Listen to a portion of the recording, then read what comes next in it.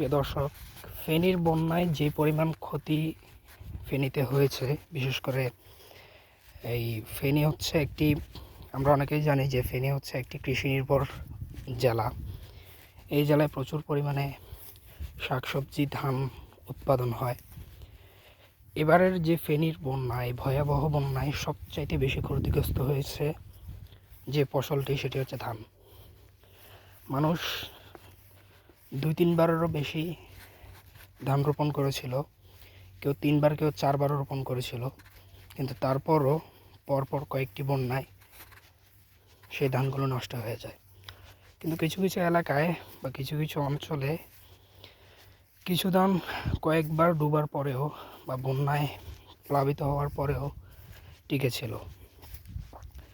তার মধ্যে এই যে আমি এখন যেগুলো দেখাচ্ছি, এগুলো প্রায় 2-3বারের মতো ডুবে গিয়েছিল এবং বহু প্রতিকূলতার পর এগুলো এখন বড় হয়ে ধান ধরে পেকে গেছে আর কি।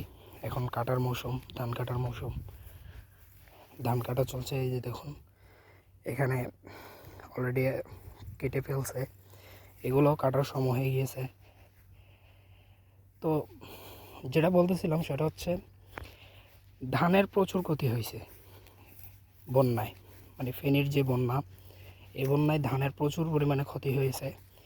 কিন্তু যে ধানগুলো অবশিষ্ট রয়ে গেছে, এই ধানগুলোতে আল্লাহ তাআলা প্রচুর পরিমাণে, মানে যেটাকে বলে ভালোই ফলন হয়েছে।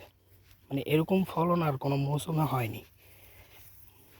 এতবার বন্যায় প্লাবিত হওয়ার পরেও যে পরিমাণ ধান আল্লাহ তাআলা দিয়েছেন, এই যে দেখুন, এটা যে পরিমাণ ধান আল্লাহ তাআলা দিয়েছেন, এটা অবিশ্বাস্য।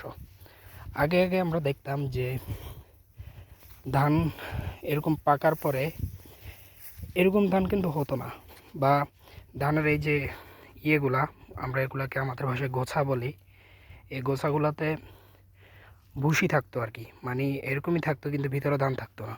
কিন্তু এবার যে ধানগুলো হয়েছে, এগুলাতে ভুসি বা এই মরা যেগুলা ধান, এগুলো একবারেই নেই, সবগুলাই ধান।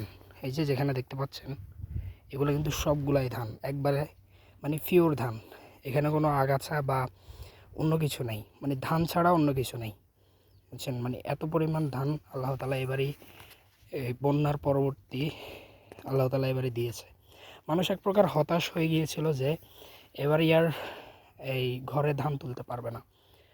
2-3বার ডুবার পরে মানুষ একবারে হতাশ হয়ে গেছিল। অনেকে মাঠে আসাও বা জমিতে আসাও বন্ধ করে দিয়েছিল, যে মাঠে গিয়ে আর কি করব, ধান তো সব শেষ।